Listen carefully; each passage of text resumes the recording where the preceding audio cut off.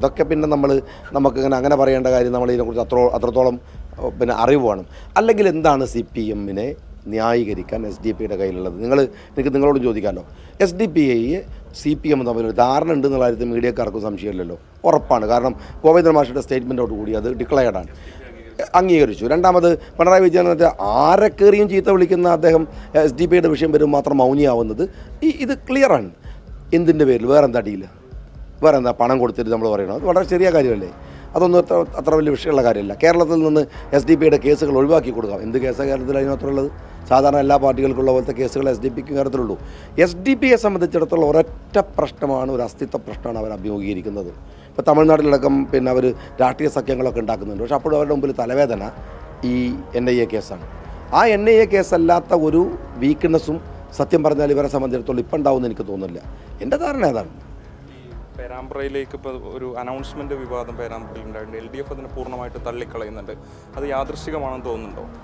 LDF തള്ളിക്കളയുന്നു എന്നത് ഞാൻ പോസിറ്റീവായിട്ട് എടുക്കുന്നത്. കാരണം എന്താ വെച്ചാൽ അങ്ങനെ പറയേണ്ടി വരുന്നു എന്നുള്ളത്. പക്ഷേ ചെയ്തത് അവർ തന്നെയാണ്. കാരണം ഇതിനകത്തൊരു വിക്ടിമായ ഒരാളാണ് ഞാൻ. സുപ്രീം കോടതി ഇപ്പം രക്ഷപ്പെട്ടു വന്നതേ ഉള്ളൂ. ഇതുപോലെ ഒരു കള്ളക്കേസാണ് എനിക്കെതിരെ അവരുണ്ടാക്കിയത്. ജീവിതത്തിൽ ഒരിക്കലും ഞാൻ പറയാത്ത ഒരു തോന്നിവാസമാണ് യഥാർത്ഥത്തിൽ പിന്നെ നികേഷ് കുമാർ എനിക്കെതിരെ അന്ന് ഉന്നയിച്ചിരുന്നത്. പിന്നെ എന്താ സിറാത്ത് പോലെ എന്നൊക്കെ പറഞ്ഞ് നോട്ടീസ് അടിച്ചിട്ടുണ്ടായിരുന്നു. അതിലെ ലാംഗ്വേജ് പോലും ഒരു മുസ്ലിമിൻ്റെ ലാംഗ്വേജ് ആയിരുന്നില്ല. എന്നിട്ട് പോലും എന്നെ ആക്ഷേപിക്കാൻ ശ്രമം നടത്തി. പിന്നീട് പിന്നെ ഇവിടെ ഷാഫിയുടെ തെരഞ്ഞെടുപ്പിൽ വേറൊരു ഇഷ്യൂ ഉണ്ടായി.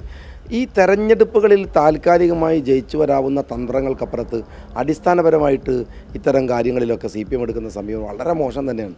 അതുകൊണ്ട് ആ മുദ്രാവാക്യം അവർ വിളിച്ചതൊക്കെ തന്നെയാണ്, അനൗൺസ്മെൻറ്റ് അവർ നടത്തിയതാണ്. പക്ഷേ അവർ തിരിച്ചറിഞ്ഞല്ലോ, എന്തു പറഞ്ഞാലും അത് ശരിയായല്ല, ഞങ്ങളല്ല എന്ന് പറയുന്നത് അതെങ്കിലും മാനിക്കണം. അതായിരിക്കും വടകര ഒരു പാഠമായതുകൊണ്ടായിരിക്കും. CPM-ന്റെ ജനറൽ സെക്രട്ടറി മലപ്പുറത്ത് മാധ്യമങ്ങളെ കണ്ട സമയത്ത് MA ബേബി അദ്ദേഹം ഉൾപ്പെടെയുള്ള ആളുകൾ താങ്കൾ നേരത്തെ നടത്തിയ പ്രസംഗം മതമല്ല എന്ന് പറയുന്ന ആ പ്രസംഗം ഉയർത്തിക്കാട്ടിയാണ് ഇപ്പോഴും വലിയ രീതിയിൽ വിമർശനം ഉന്നയിക്കുന്നത്. അതിലെന്താണ് ഒരു മറുപടി? അതിലൊരു മറുപടിയില്ല. അതിലൊരു മറുപടി എന്ന് വെച്ചാൽ SDPയുടെ വലയിൽ നിന്ന് അവർക്ക് രക്ഷപ്പെടാൻ ഇനി അതേ നിവൃത്തിയുള്ളൂ. എൻ്റെ അതിൽ ഏറ്റവും ക്ലാരിറ്റിയുള്ള മറുപടി ഉണ്ട്. ഇപ്പോഴും ഞാൻ വെല്ലുവിളിക്കുന്നു. MA ബേബിനൊക്കെ വെല്ലുവിളിക്കുന്നത് കുറച്ച് കടന്ന ഇതാവും. ഇവിടെയുള്ള ഏത് ലോക്കൽ സഖാവ് വന്നാൽ മതി. വേങ്ങരയിൽ സ്റ്റേജ് ഞാൻ കെട്ടാം, എൻ്റെ പൈസ, എൻ്റെ ചെലവിൽ. അവർ ഏതെങ്കിലും ഒരു മതത്തെ KM ഷാജി തെറ്റായി പരാമർശിച്ച ഒരു വാക്ക് അത് കാണിച്ചെന്നാൽ ഞാൻ ഈ പണിയെ നിർത്തും. ഈ ഇലക്ഷൻ്റെ പ്രൈം ടൈമിൽ അതന്നെ മറുപടി അതിനകത്ത് വേറെ ഒന്നുമില്ല. ഞങ്ങൾക്കറിയില്ല. ഞങ്ങളുടെ പൊതു സമീപനം SDPയുമായിട്ട് യോജിക്കേണ്ട എന്നുള്ളത് തന്നെയാണ്. SDPയായിട്ട് യാതൊരു വിധത്തിലുള്ള നീക്കുപോക്കോ അല്ലെങ്കിൽ ഐക്യമോ അവരുമായിട്ടില്ല എന്നുള്ളതാണ് ഞങ്ങൾ എടുത്തിരിക്കുന്ന സമീപനം.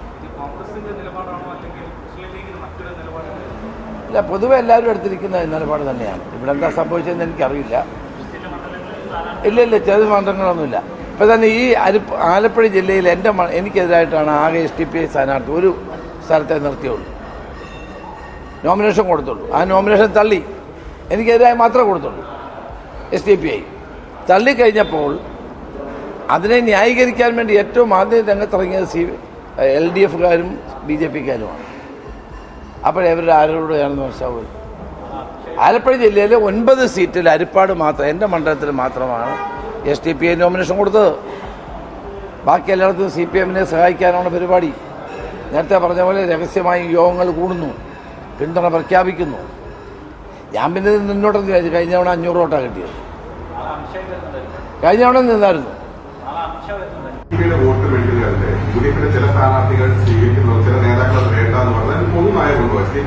അവരെ പൊതുനയം അവർ പറഞ്ഞല്ലോ. അവരെ പൊതുനയം അവർ ഇടതുപക്ഷത്തോടൊപ്പമാണെന്ന് അവർ പറഞ്ഞു.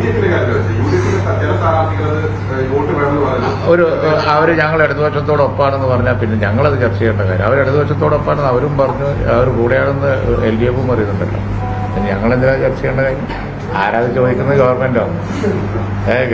ആദ്യത്തെ ഉത്തരവാദിത്തം ഗവൺമെന്റിനല്ലേ. ഗവൺമെന്റിന്റെ എവിടെ എത്തി? ഒരൊറ്റ വീട് പാർക്കാൻ തക്ക വിധം ഗവൺമെന്റ് കൊടുത്തിട്ടുണ്ടോ? അവിടെ പോയി നോക്കണം. ഞങ്ങൾ കൊടുത്ത് നാളെ വേണമെങ്കിൽ അവർക്ക് പാർക്കാം, താമസിക്കാം. പക്ഷെ ഒരൊറ്റ വീട്, 2 പോട്ടെ, അവരാണോ കോൺഗ്രസ് കുറ്റം? ഈ ഗവൺമെന്റിന് ഈ പണങ്ങളൊക്കെ കിട്ടി, ഈ സംവിധാനമൊക്കെ കയ്യിലുണ്ടായിട്ട് ഈ ഇലക്ഷന്റെ സമയത്തായിട്ട് പോലും വയനാട് പുനരധിവാസം പൂർത്തിയാക്കാൻ കഴിയാത്ത ഒരു ഗവൺമെന്റ്, വോളണ്ടറി ഏജൻസീസും പിന്നെ മറ്റു പ്രതിപക്ഷത്തിരിക്കുന്നവരൊക്കെ പറഞ്ഞതാണ് നിൽക്കട്ടെ, ഞങ്ങൾ കംപ്ലീറ്റ് ചെയ്തിട്ടാണ് ഞങ്ങൾ വർത്താനം പറയുന്നത്. പക്ഷേ വേറെ കംപ്ലീറ്റ് ചെയ്യാത്തവരെ പറ്റി പറയാൻ ഗവൺമെന്റിന് അധികാരം അവരത് കംപ്ലീറ്റ് ചെയ്തു. ഇക്കണ്ട പണമെല്ലാം കൂടി 10,000 കണക്കിന് കോടി ഉറുപ്പ്യ കയ്യിൽ വെച്ചിട്ട് വയനാട്ടിലെ ആ പുനരധിവാസം പൂർത്തിയാക്കി ഒരാൾക്ക് വീട് കൊടുക്കാൻ ഈ ഗവൺമെന്റിന് കഴിഞ്ഞു. അതാണ് ചർച്ച ചെയ്യപ്പെടേണ്ടത്. പ്രഥമമായി ഗവൺമെന്റിന്റെ ഉത്തരവാദിത്തമാണ്. സർക്കാർ അതിന്റെ ഉത്തരവാദിത്തം നിർവഹിച്ചോ, എന്നിട്ട് പോരെ മറ്റുള്ളവരെ കോൺഗ്രസിനെ കുറ്റം പറയും.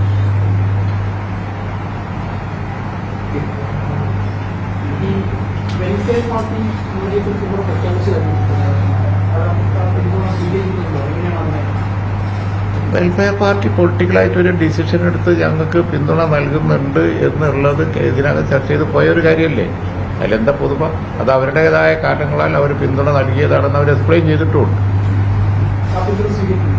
എന്താണ് ഇതെങ്കിൽ ഇപ്പൊ ഈ ഘട്ടത്തിൽ ആ ചോദ്യത്തിൽ ഒരർത്ഥമില്ലല്ലോ. പിന്തുണ അവര് നൽകിയ പിന്തുണ അവരുടേതായ കാരണങ്ങളാൽ പൊളിറ്റിക്കലായ റീസണിൽ പിന്തുണ വരുമ്പോൾ അത് സ്വീകരിക്കാതിരിക്കേണ്ട കാര്യമുണ്ടോ?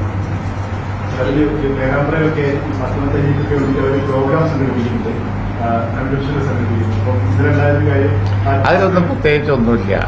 അതൊന്നും കുത്തിപ്പൊക്കാൻ നോക്കിയിട്ട് കാര്യമില്ല. സ്ഥാനാർത്ഥികൾക്കൊക്കെ ചിലപ്പോൾ എല്ലാ പ്രോഗ്രാമിനും എത്താൻ കഴിഞ്ഞെന്ന് ഇരിക്കൂലല്ലോ. അതിനൊന്നും കുഴപ്പമില്ല. അങ്ങനത്തെ പ്രശ്നങ്ങളൊന്നും അല്ല അത് അങ്ങനെ ആക്കി തീർക്കാൻ ഒരു ശ്രമം ചിലരൊക്കെ നടത്തിയിട്ടുണ്ട്. അങ്ങനെയൊന്നുമല്ല. എല്ലാ പരിപാടിയിലും സ്ഥാനാർത്ഥികൾക്ക് എത്തിപ്പെടാൻ കഴിയില്ലല്ലോ.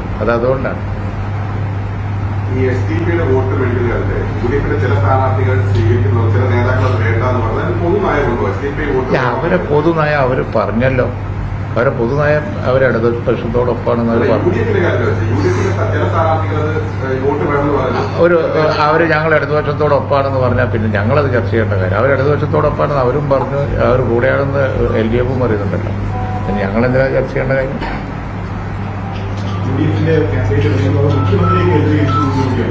പെരുമാറ്റം ശരിയല്ല. അപ്പൊ മുഖ്യമന്ത്രി അങ്ങനെ പേഴ്സണലി ടാർഗറ്റ് ചെയ്ത് അങ്ങനെ ക്യാമ്പയിൻ അത്രത്തോളം പൊളിറ്റിക്കലി ആണോ? ഞാൻ എൻ്റെ പത്രസമ്മേളനങ്ങൾ ഒരുപാട് കണ്ടു കാണുമല്ലോ. എന്താ തോന്നിയത് അതങ്ങ് എഴുതിയാൽ മതി. ഇനിയിപ്പോൾ ഇതിന് വേറൊരു ആൻസർ ഇപ്പോൾ വേണ്ട. ഞാൻ ആരെയും പേഴ്സണലായിട്ട് ടാർഗറ്റ് ചെയ്യാറില്ല. പിന്നെ ആ ചോദ്യം എന്തിനാ എന്നോട് ചോദിക്കും? ഓരോ നേതാക്കന്മാർക്കും ഓരോ ശൈലി ഉണ്ടല്ലോ. എൻ്റെ ശൈലി പേഴ്സണലായിട്ട് ഞാൻ ആരും